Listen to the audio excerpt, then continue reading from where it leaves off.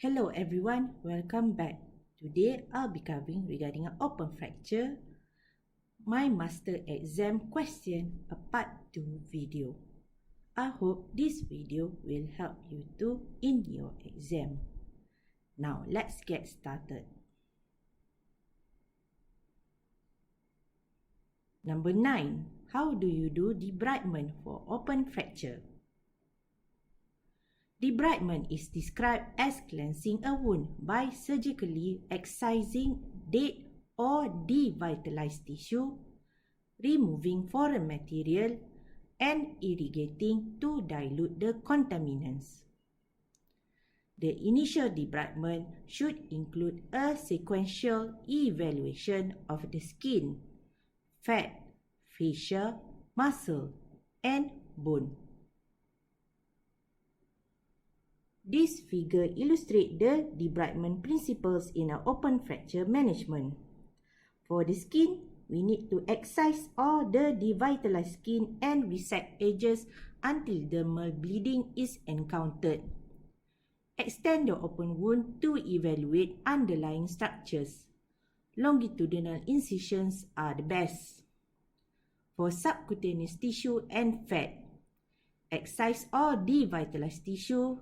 Affected subcutaneous fat and tissue should be freely excised. This tissue has a sparse blood supply, and on subsequent debridements, further devitalization may become apparent. For the fascia, excise all devitalized tissue. As with subcutaneous fat, contaminated fascia should be freely excised. It is vital to recall the compartment syndrome can also occur in a phase of open fracture and fasciotomy should be undertaken. Muscle. Excise all devitalized tissue. Muscle provides an excellent environment for bacteria to flourish. Thus, extensive debridement of contaminated and devascularized tissue should be completed. Attention to the classic C's of muscle viability can assist the decision of excision. The 4 C's, the color, consistency, contractility, and capacity to bleed. Finally, regarding the bone, remove all the devitalized bone. The ends of the bone should be delivered into the wound and cleaned or debrided. Devitalized fragments of bone should be removed. A large portion of cancellous bone can be cleaned and used as a graft material.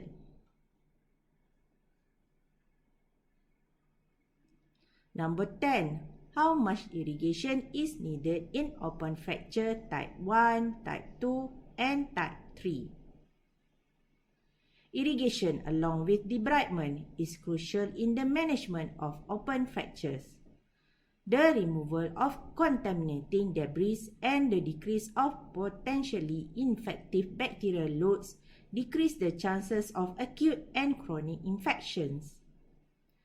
Irrigation of 3 liter for type 1 open fracture, 6 liter for type 2 open fractures, and 9 liter for type 3 open fracture.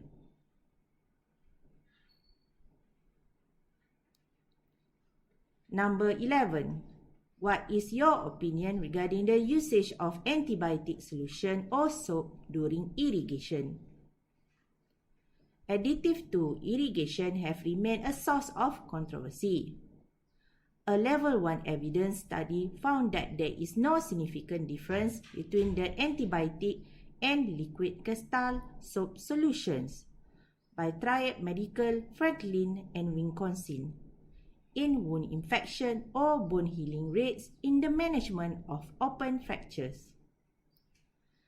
The same study also found a statistically significant link between wound healing problems and antibiotic bacitracin irrigation.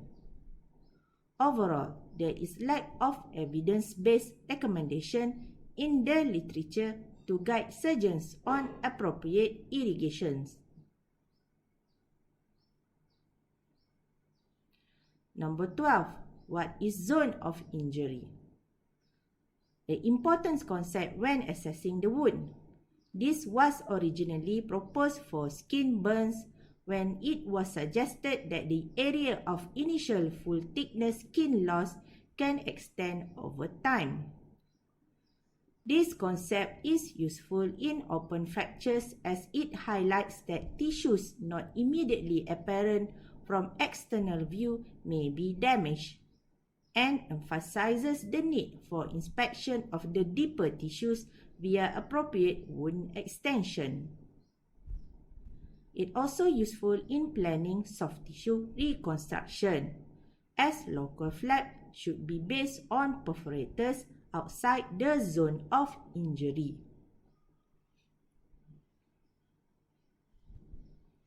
Number 13. When is the timing of wound closure? Options of wound closure in the treatment of open fractures include primary closure of the skin, split thickness skin grafting, and the use either free or local muscle flaps.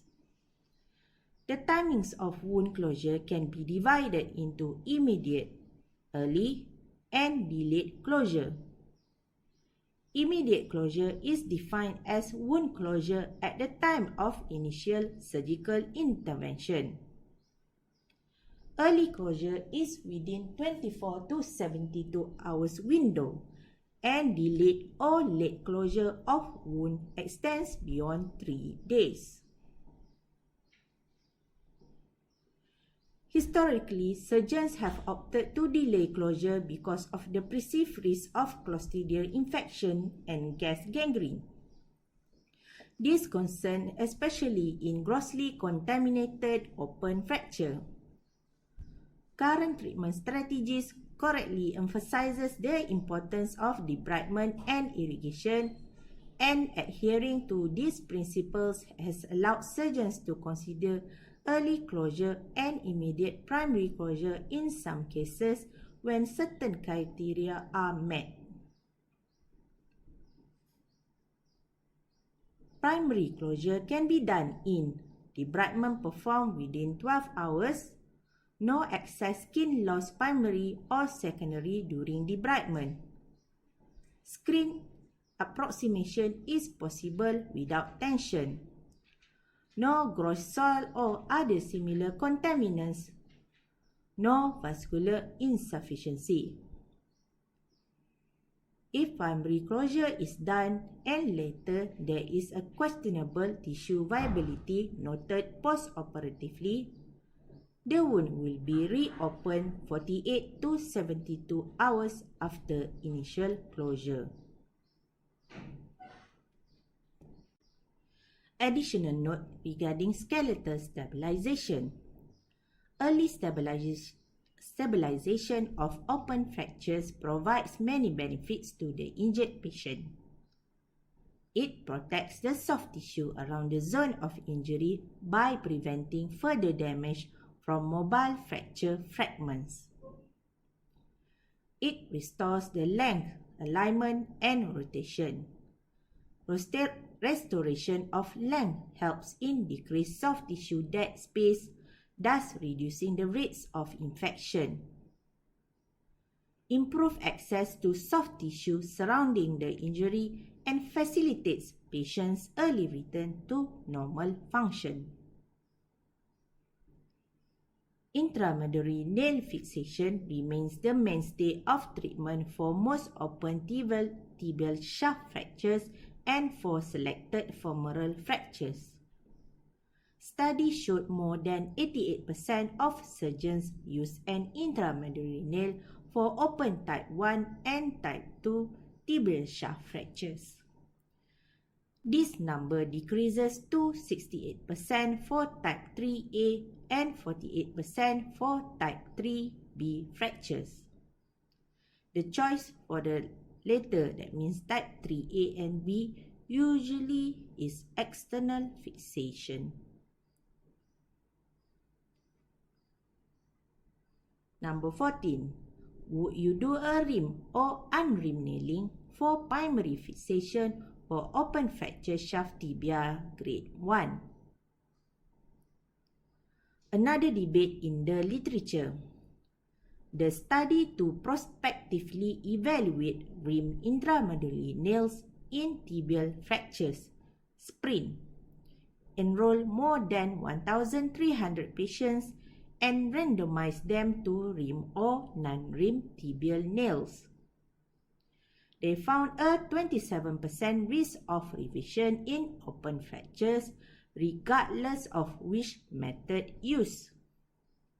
Although not statistically significant, whereby the p-value is 0.16, the need for revision surgery SPRINT is when reamed nails used in open fractures. So to answer this question, it depends on the surgeon.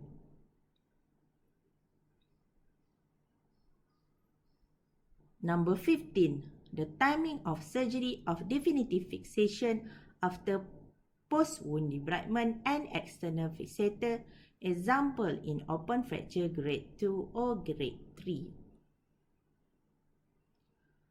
Conversion from external fixation to intramedullary nail. The original reporting shows an alarming result with infection and non-union rates of 44% and 50% respectively. Study by McGraw et al. 1988. Subsequent studies shows better results. Conclusion from these studies: conversion from external fixation to intramedullary nail is safe in 1. Conversion less than 2 weeks. Number 2. Absence of pin site infection. Another additional notes regarding adjunctive therapies. In the largest study using the BMPs, the BMP2 evaluation in surgery for tibia trauma BEST trial demonstrated that BMP2 can be used safely in open fractures. In the study of 145 open tibia fractures, there was a 44% reduction in secondary surgeries. Not all fractures warrant a BMP application, as BMPs are expensive. Yay! We have reached to the end of this video. I hope to see you in the next one. Take care and bye.